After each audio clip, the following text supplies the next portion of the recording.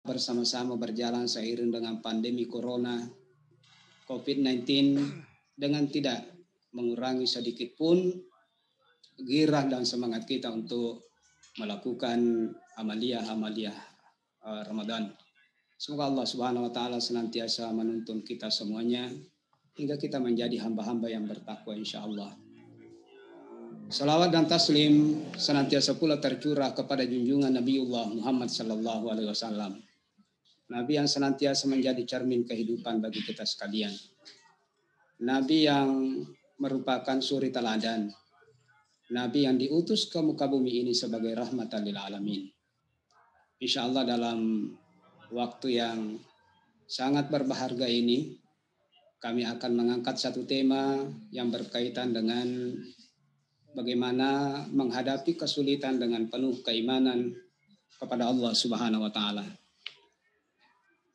Setiap etapa atau persinggahan yang akan kita lewati menuju Allah Subhanahu wa taala, setiap etapa ini terdapat ujian, cobaan dan kesulitan. Kita sebelumnya ada di tempat ini, di dunia ini, kita adalah setetes sperma yang kemudian masuk ke dalam rahim seorang ibu. Di dalam rahim tersebut kita pernah hidup selama kurang lebih 9 bulan. Kemudian Allah mengizinkan kita untuk ada di bumi ini. Dan kehidupan kita di bumi ini tidaklah terlepas. Jangan pernah membayangkan bahwa kehidupan itu selalu seindah seperti apa yang kita inginkan. Disinilah puncaknya. Tempat kita di dunia untuk digembleng, tempat kita di dunia untuk diuji dan dicoba oleh Allah Subhanahu wa taala untuk mengetahui siapa di antara kita yang betul-betul bersungguh-sungguh dan beriman kepada Allah Subhanahu wa taala. Di dunia ini keberadaan kita paling 60 sampai 70 tahun sesuai yang disampaikan oleh Nabi. Setelah dunia ini nanti kita meninggalkan dunia ini, kita akan masuk pada etapa berikutnya yaitu alam kubur. Di sana juga ada fitnah yang luar biasa. COVID-19 tidak ada artinya sedikit pun jika dibandingkan dengan fitnah yang akan kita hadapi nanti di alam kubur. Betapa panjang perjalanan manusia sampai saat sekarang ini, sejak kematian orang pertama di muka bumi ini masih menunggu di alam kubur dan tetap mendapatkan fitnah-fitnah, apakah itu nikmat ataukah azab di alam kubur. Sudah puluhan ribu tahun, bahkan sudah sekian ribu tahun, sudah begitu sangat lama orang-orang yang telah mendahului kita di alam kubur. Kemudian selanjutnya nanti kita akan masuk pada etapa berikutnya ketika ditiupkan sangkakala yang kedua. Ketika manusia semua dibangkitkan. Pada alam mahsyar setiap makhluk dibangkitkan. Termasuk kita semua dibangkitkan. Tempat ini adalah tempat yang sangat lama, jauh lebih lama dibandingkan dengan alam kubur. Di dalam Al-Quran dikatakan, Fi yaumin kana miqdaruhu 50 alfasana. Satu hari di sana 50.000 tahun di tempat ini. Satu hari di padang mahsyar kita harus menunggu 50.000 tahun. Setiap orang akan dipanggil satu persatu untuk membuka lembaran kehidupannya. Hari demi hari kita akan pertanggungjawabkan. Manusia akan dipanggil satu persatu menghadap Allah untuk mempertanggungjawabkan lembaran-lembaran kehidupannya. Sampai setiap orang merasa gelisah dan bosan menunggu. Sampai setiap orang ma'asyiral muslimin pada waktu itu malah tersiksa dengan penantian yang begitu lama menunggu giliran untuk mempertanggungjawabkan amal kehidupannya. Fase berikutnya kita akan digiring melalui satu tempat, melalui satu jembatan namanya sirat, yang ujung daripada sirat ini apakah ia surga ataupun neraka. Dari etapa atau persinggahan-persinggahan yang dilalui oleh manusia di dalam kehidupannya, dengan musibah, ujian, cobaan yang selalu dihadapkan kepada kita. Satu kesimpulan yang bisa kita petik, Allah Subhanahu wa taala di dalam Al-Quran mengatakan, wa ma nursilu bil ayati illa takhwifa. Kenapa begitu banyak ujian dan cobaan? Ternyata setiap cobaan yang Allah Subhanahu wa taala kirimkan kepada kita bukanlah untuk membinasakan kita semuanya. Allah Subhanahu wa taala menurunkan fitnah, katakanlah COVID-19, tidaklah maksud Allah Subhanahu wa taala untuk membinasakan hambanya. Allah mengatakan illa takhwifa. Saya mengirimkan ujian demi ujian. Belum lepas dari ingatan kita musibah di Palu. Belum lepas ingatan kita musibah di Aceh dan di mana-mana. Sekarang datang COVID-19. Intinya Allah tidaklah bermaksud untuk membinasakan kita semua. Tapi tujuan daripada itu adalah illa takhwifa. Allah Subhanahu wa taala menginginkan agar kita semakin takut. Semakin bertambah takut kita kepada Allah Subhanahu wa taala agar supaya kita segera berada di jalan yang dikehendaki oleh Allah Subhanahu wa taala, memperbanyak taubat, memperbanyak istighfar. Rasulullah Muhammad sallallahu alaihi wasallam memberikan ada 4 pegangan, ya, 4 bekal bagaimana agar supaya kesulitan-kesulitan itu akan menjadi indah dan bisa kita lewati secara bersama-sama. Ini Rasulullah SAW sampaikan kepada Abi Dzar. Abi Dzar adalah seorang sahabat yang sangat mulia. Begitu mulianya dia adalah Sallallahu Alaihi Wasallam. Beliau menyampaikan kepada Abi Dzar, ya Abu Dzar, wahai Abu Dzar, saya mewasiatkan kepada kalian 4 persoalan untuk bisa menghadapi setiap ujian, setiap kesulitan, setiap musibah yang menimpa kalian. Yang pertama,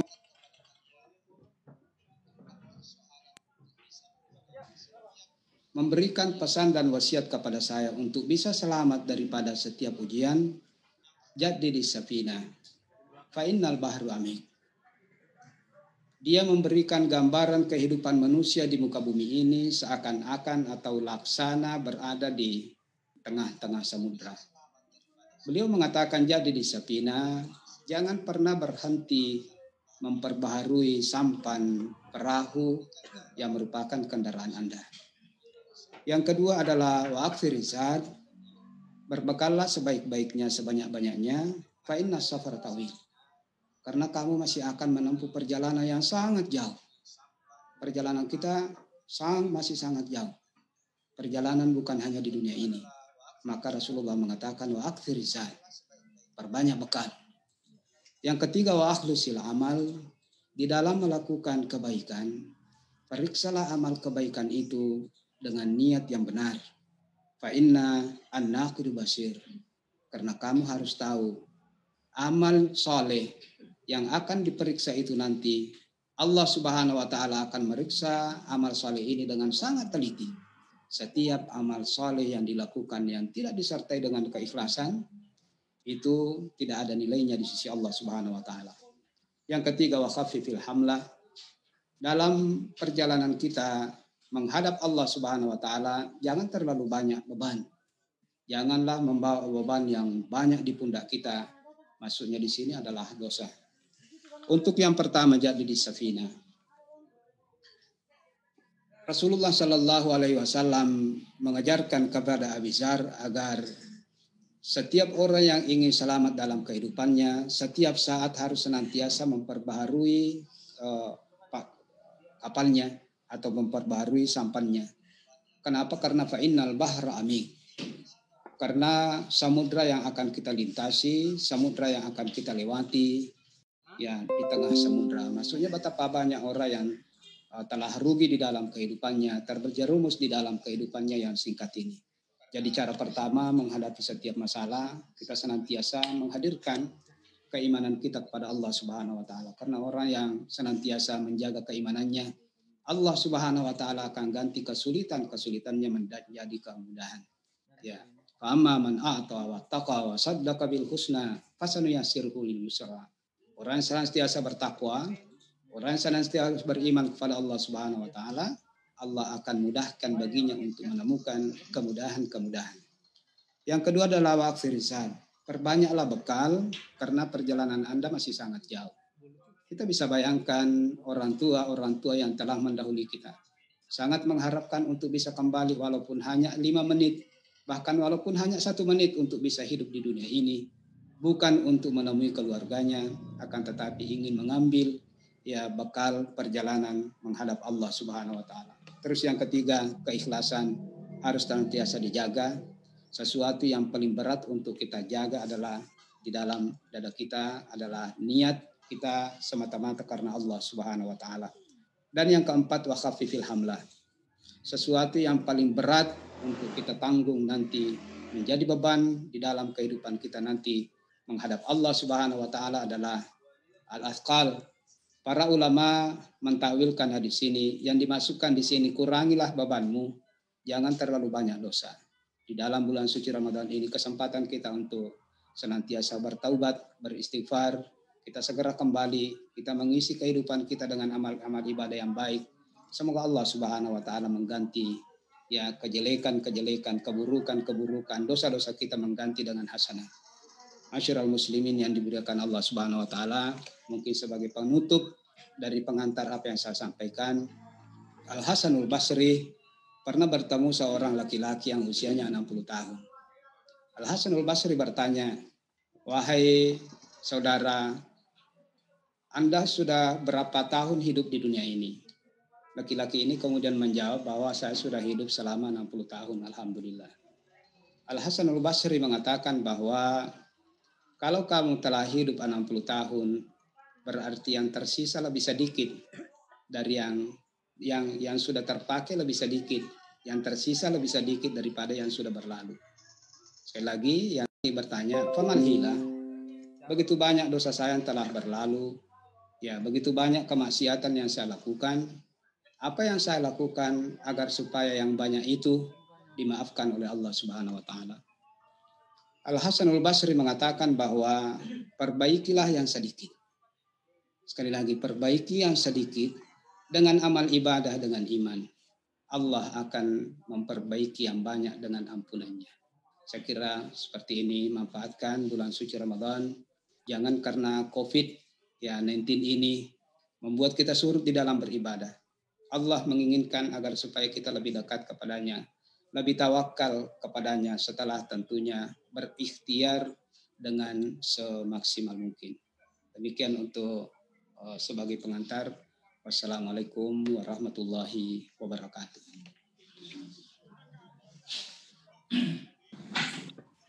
Waalaikumsalam warahmatullahi wabarakatuh. Assalamualaikum warahmatullahi wabarakatuh. Pak Ustaz Haji Selamat sore Ibu yang saya hormati, Pak Wakil Bupati, Pak Sekda, rekan-rekan Forkopimda, dan Pak Ketua DPR. Saya lihat juga hadir di kesempatan ini, kaum muslimin muslimat yang mengikuti tausiah pada malam hari ini yang sama-sama insya Allah mudah-mudahan diberkahi oleh Allah Subhanahu wa Ta'ala. Kaum muslimin muslimat yang saya hormati, mari kita tahan ini. Walaupun saya tahu persis di dalam suasana bulan puasa ini kita juga menghadapi suatu musibah yang tadi lebih banyak disinggung oleh Pak Ustaz menyangkut kesabaran kita menghadapi COVID ini yang lebih dikenal Corona ini. Alhamdulillah, berkat saya yakin dan percaya ini berkat kesabaran masyarakat kita dan kepatuhan masyarakat kita, walaupun di sana sini masih ada segelintir yang belum patuh.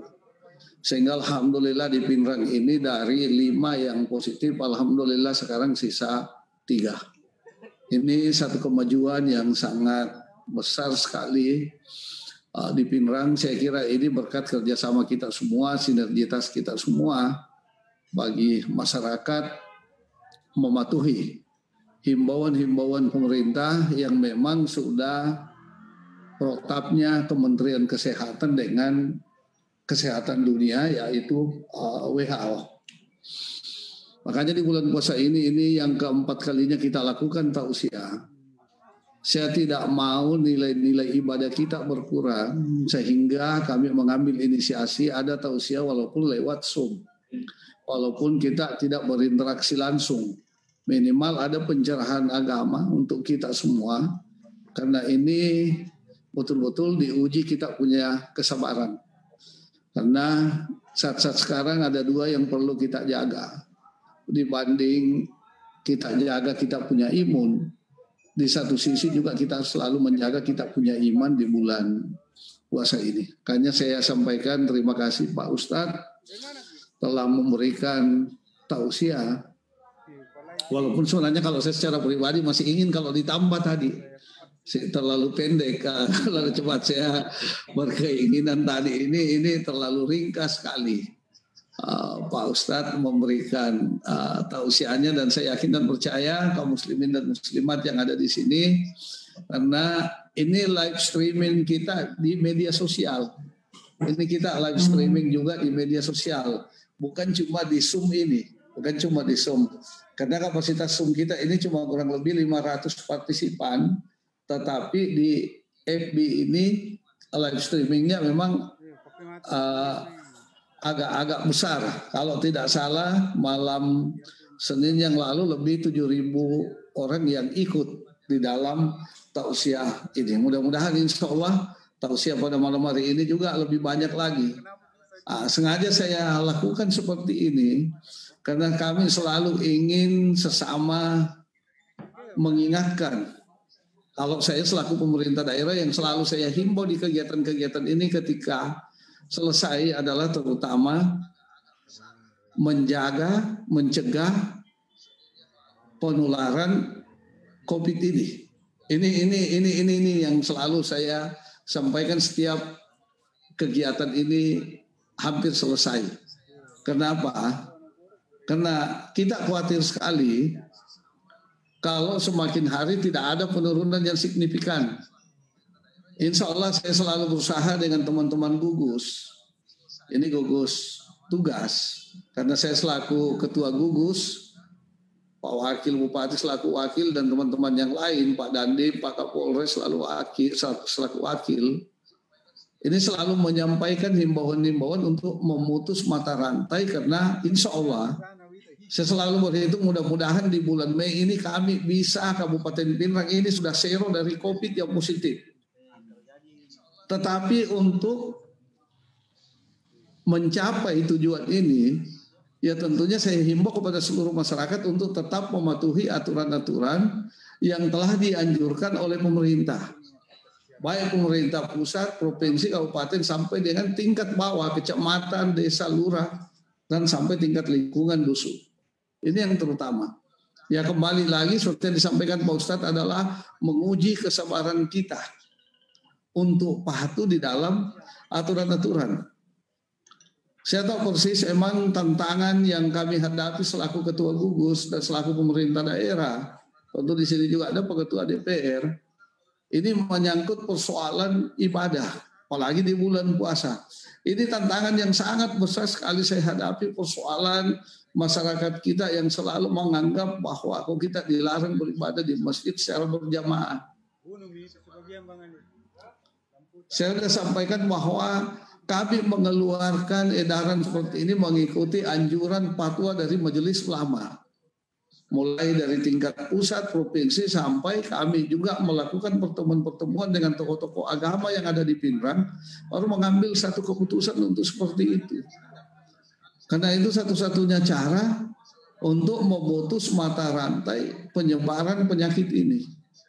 Dan alhamdulillah, selama kita patuh, ini Pinrang ya termasuk dibanding dengan kabupaten yang lain, termasuk yang mempunyai angka yang turun, bukan yang naik. Ini satu kesyukuran buat kita semua. Makanya sekali lagi Pak Ustadz, memang yang perlu di sini diuji adalah kesabaran kita. Ini yang patut sekali adalah kesabaran kita. Karena masih banyak 1-2 di sana sini keluarga kita yang tidak taat. Ya saya terus terang hampir juga saya dicemooh di media sosial dengan teman-teman gugus. Tapi saya selalu berkeyakinan bahwa ini saya berbuat untuk kepentingan dan kemaslahatan untuk orang Pinrang, dan ini untuk kepentingan kita semua, untuk menjaga keselamatan kita semua dari wabah ini. Jadi tabe Pak Ustadz, yang saya ingin tanyakan di sini, minimal diperjelas lagi, ini yang selalu saya minta setiap ada penceramah, bagaimana nilai ibadahnya ketika kita beribadah di rumah dengan beribadah di masjid di dalam suasana bulan puasa ini. Karena ini banyak hal yang mempertanyakan, ini selalu nilai ibadahnya. Ini kalau angka mungkin ada persentasenya, bahwa sekian persentasenya kalau di masjid, sekian persentasenya kalau di rumah kita melakukan ibadah. Lagi ibadah tarawih dan ibadah-ibadah yang lainnya di dalam suasana bulan suci Ramadan ini. Ini yang banyak muncul pertanyaan seperti ini, Ustaz. Untuk itu kami persilakan Pak Ustaz ya. Baik. Jadi ada yang mungkin perlu digarisbawahi di sini dari apa yang disampaikan oleh Bapak Bupati, bahwa keputusan atau himbauan atau tindakan yang diambil oleh pemerintah adalah dengan mengikuti daripada fatwa Majelis Ulama. Artinya ini bisa menjadi jawaban bagi masyarakat yang masih salah paham, yang menganggap bahwa fatwa Majelis Ulama mengikuti apa yang diinginkan oleh pemerintah. Fatwa Majelis Ulama ini tidak mudah, tidak semudah yang dibayangkan oleh sebagian orang. Untuk terbit satu fatwa, bahkan Gurta Sanusi Baco, bahwa saya kalau ingin menandatangani satu poin fatwa, saya harus tahajud berkali-kali. Bagaimana lagi jika ini diputuskan oleh Majelis Ulama Indonesia di pusat. Di sana ada ratusan waliullah, penghafal Al-Quran, menguasai ilmu Islam, ilmu fikih, ilmu usul, ilmu hadis, dan ilmu-ilmu lainnya, kemudian dibahas secara mendalam sehingga terbitlah fatwa itu.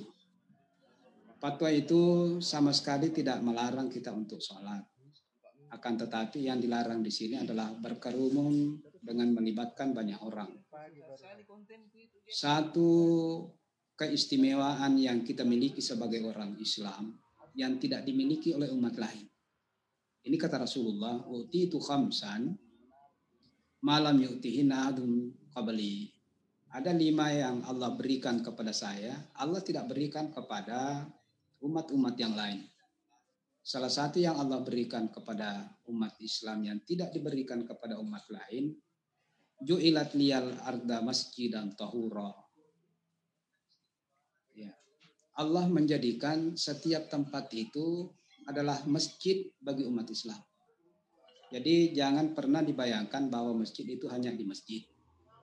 Kesempatan COVID ini kita menjadikan rumah kita sebagai masjid. Begitu masuk waktu sholat, tunaikan secara berjamaah dan di awal waktu. Ada aturan-aturan di dalam agama Islam yang tidak boleh dicampur adukkan. Himbauan-himbauan untuk melaksanakan mendapatkan kemuliaan di saat normal, dalil-dalilnya jelas. Berbeda dengan dalil-dalil yang kita pakai di saat darurat. Ketika dalam keadaan darurat, pakailah dalil-dalil darurat. Para ulama sudah bersepakat bahwa sihatul abdan muqaddimatun ala sihatil adyan. Ini prinsip Islam ini, bahwa mendahulukan keselamatan itu jauh lebih utama daripada kepentingan atau kemaslahatan daripada keutamaan ibadah. Maksudnya ketika wabah ini kita sudah tahu penyebarannya, baru beberapa bulan wabah ini ada di Cina, tiba-tiba sudah ada di Pinrang. Betapa cepat penyebaran virus ini yang harus kita pahami bersama. Jadi tadi pertanyaan Bapak Bupati bahwa bagaimana dengan status ibadah yang dilakukan di rumah. Ya, bagaimana dengan sholat yang kita lakukan di rumah dibandingkan dengan sholat di masjid? Dalam suasana darurat, bahkan Rasulullah Shallallahu Alaihi Wasallam daruratnya waktu itu hanya hujan, bahkan angin kencang disertai dengan cuaca yang sangat dingin.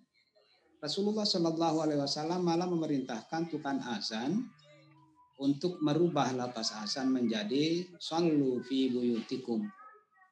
Artinya ada perintah memang agar supaya kita ini sholat di rumah di saat keadaan tidak memungkinkan. Ya, di saat keadaan tidak memungkinkan. Dalam keadaan darurat, ad-darurat tubihul mahdurat. Sesuatu yang haram pun kita bisa konsumsi. Babi itu haram, tapi dalam situasi darurat kita bisa konsumsi babi. Minuman yang memabukkan itu adalah haram, bisa berubah menjadi halal. Ketika nyawa kita sudah terancam, keselamatan kita sudah terancam, maka meminum ya sekadar untuk menyelamatkan jiwa ini itu dibolehkan untuk minum itu dalam keadaan darurat. Ada juga kaidah darurat, la darara wa la dirar. Jangan sampai kita binasa atau membinasakan orang lain. Itu adalah ibadah menyelamatkan nyawa orang, menyelamatkan keselamatan orang. Jadi dalam keadaan normal memang ya marilah kita gunakan dari dalil yang dari dalil normal. Dalam keadaan darurat janganlah sampai bulan suci Ramadan kita sudah sangat rindu. Disinilah sekali lagi Rasulullah seapa Allah Subhanahu wa taala memberikan 2 resep seperti yang disampaikan tadi Bapak Bupati berulang-ulang. Hanya ada 2 penolong dalam menghadapi situasi seperti ini. Wasta'inu bis-sabri was-shalah. Jadikanlah kesabaran itu sebagai penolong. Yang kedua, as-shalah. Jadikanlah sholat itu sebagai penolong. Jadi intinya dimanapun kita sholat, kita di rumah sholat itu diterima. Kita sholat di pasar itu diterima. Dimanapun kita sholat, apalagi dalam situasi seperti ini, waju'ilat liyal arda masjidan tahura. Satu rahmat kasih sayang Allah membolehkan kita dimanapun kita sholat itu tetap diterima oleh Allah Subhanahu wa taala.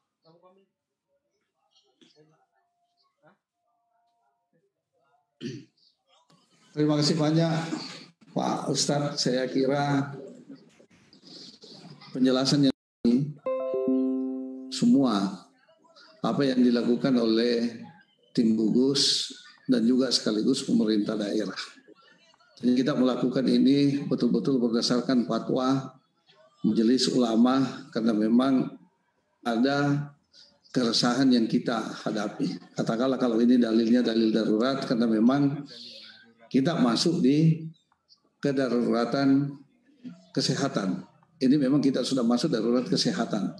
Soalnya kalau kita mau lebih ekstrim, kalau ini yang kita mau berlakukan di Pinrang, hanya ada beberapa kegiatan yang memang semestinya tidak boleh lagi dilakukan, tetapi masih saya persingkat. Jadi sekali lagi pada seluruh masyarakat Pinrang saya mohon maaf apabila memang ada beberapa kegiatan selama di bulan puasa ini yang saya persingkat waktunya. Dan apalagi juga meniadakan sama sekali untuk sementara sampai selesai dengan selesainya wabah ini. Sekali lagi atas nama pemerintah daerah yang juga sekaligus ketua gugus tugas menyampaikan permohonan maaf yang sebesar-besarnya. Tetapi ini kita lakukan demi kepentingan dan keselamatan kita semua. Tidak ada tujuan apa-apa kecuali ini untuk kepentingan masyarakat Pinrang. Peserta yang ingin 1-2 orang yang ingin interaktif dengan Ustadz, saya persilahkan kalau ada yang ingin berinteraktif dengan Pak Ustadz 1-2 orang lah. Ini baru jam 9.30. Kalau ada yang ingin bertanya, saya persilahkan.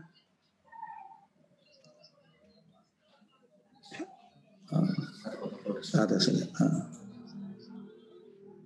Ya, kalau tidak ada, insya Allah mudah-mudahan malam Senin yang akan datang lagi kita ketemu. Insya Allah mudah-mudahan kita sehat semua, dilindungi oleh Allah Subhanahu Wa Taala.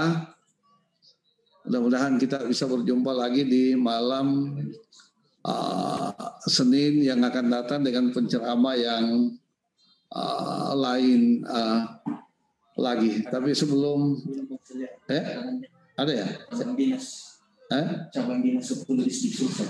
Coba silakan.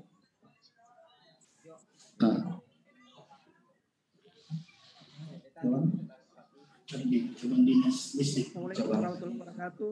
Waalaikumsalam warahmatullahi wabarakatuh. Ya, saya persilakan ya. Yang kami tanyakan ini Pung, bagaimana persiapan salat Idul Fitri nanti? Pasti kita akan salat Idul Fitri di rumah masing-masing. Apa ada tata caranya diberikan kepada masyarakat supaya Idul Fitri di rumah masing-masing? Kemudian memang ada tata caranya. Apakah nanti masyarakat itu bisa ada semacam khutbah seragam yang bisa diberikan kepada anggota keluarga supaya mereka tetap Idul Fitri di rumah masing-masing. Mungkin ada Ustadz bisa mempertanyakan itu, memberikan kepada kita bagaimana tata cara dari salat Idul Fitri tersebut, terutama khutbahnya. Pasti kita akan khutbah karena Idul Fitri itu tidak akan. Oke, tapi sebelum Pak Ustadz, ini ketika kita bicara persoalan Idul Fitri, sampai hari ini kita belum ada instruksi baik dari tingkat pusat, tingkat provinsi, sampai dengan tingkat kabupaten. Ini kita belum mendapat instruksi atau himbauan dari pemerintah pusat maupun pemerintah provinsi, apakah kita laksanakan salat Idul Fitri atau tidak. Sampai hari ini belum ada yang terlalu jelas, jadi memang di himbauan itu saya tidak ikutkan. Itu yang pertama. Kedua, kalau tentang tata cara pelaksanaan sholat Id nantinya, saya kira ini saya persilakan ke Pak Ustadz untuk menjawab. Jadi insya Allah untuk pelaksanaan sholat Idul Fitri kami akan nanti bicarakan di tingkat Majelis Ulama Indonesia Kabupaten Pindrang. Idul Fitri sebenarnya menyantuni anak yatim itu Idul Fitri. Kita merasa terpanggil terutama dalam suasana seperti itu, suasana seperti ini dengan ikut memberikan mereka yang diberikan oleh kecukupan oleh Allah Subhanahu wa taala untuk menyisihkan sebagian apa yang dimakan nanti bahas ya bagaimana pelaksanaannya ya sambil juga tentu menunggu petunjuk dari Majelis Ulama Indonesia Jakarta. Saya kira seperti itu. Yang jelas kalaupun akan diadakan Idul Fitri sholat Jumat saja untuk sementara ini kita tidak laksanakan seperti biasanya, tentunya juga nanti kurang lebih seperti itu sholat sunnah Idul Fitri. Sholat Jumat adalah sholat wajib, Idul Fitri adalah sholat sunnah. Namun tetap kita menunggu petunjuk dari Majelis MUI Pusat insya Allah. Saya kira seperti itu, kami tidak bisa menyampaikan dulu tentang kaifiatnya, tetapi tetap kita menunggu petunjuk dari MUI Pusat. Terima kasih Pak Ustadz. Saya kira ini sudah jelas semua. Insya Allah kita akan tunggu petunjuk lagi dari pusat, provinsi, baru kita tidak lanjuti. Kaum muslimin dan muslimat yang saya hormati, insya Allah pertemuan ini mendapat berkah dari Allah Subhanahu wa Ta'ala. Dan sekali lagi saya ingatkan pada seluruh masyarakat yang sempat live streaming di sini, yang juga ikut partisipan di sini, kami atas nama pemerintah dan atas nama gugus tetap ingin menyampaikan untuk tetap mematuhi himbauan-himbauan yang telah kita keluarkan. Itu yang pertama. Kedua, tolong hindarilah keluar rumah kalau tidak ada hal-hal yang sangat penting untuk dilakukan di luar rumah. Ketiga, ini jangan selalu tetap ketika kita berada di luar rumah, ini jangan lupa selalu memakai masker.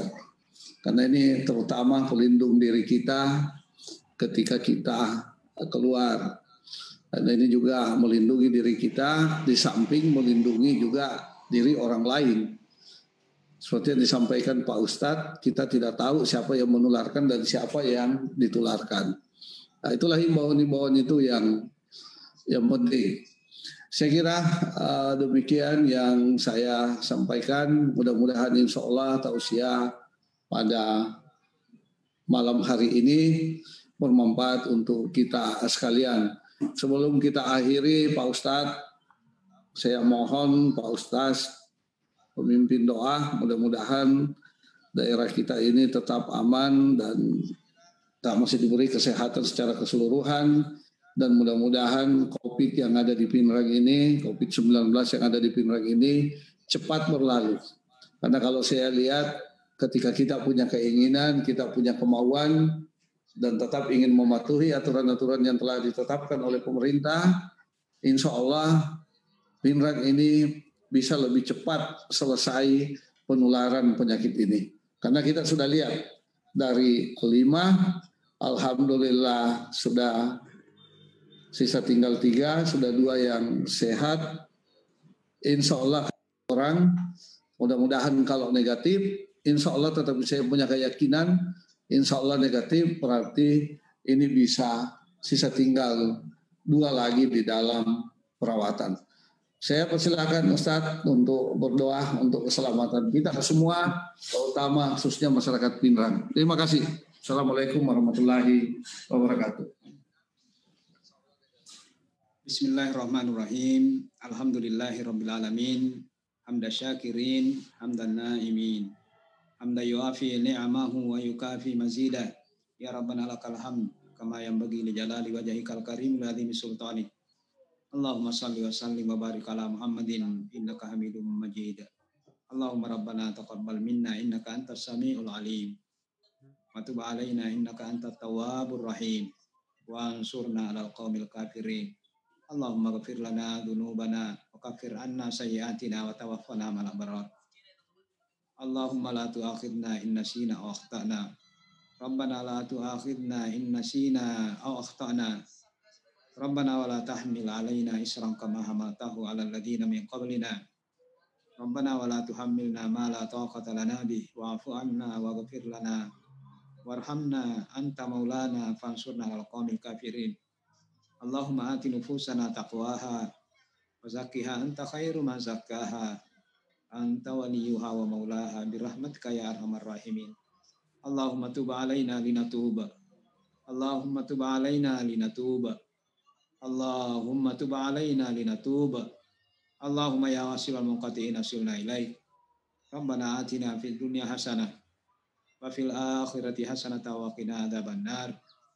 Subhana rabbika rabbil izzati amma yasifun wa salamun alal mursalin walhamdulillahi rabbil alamin. Al-Fatihah.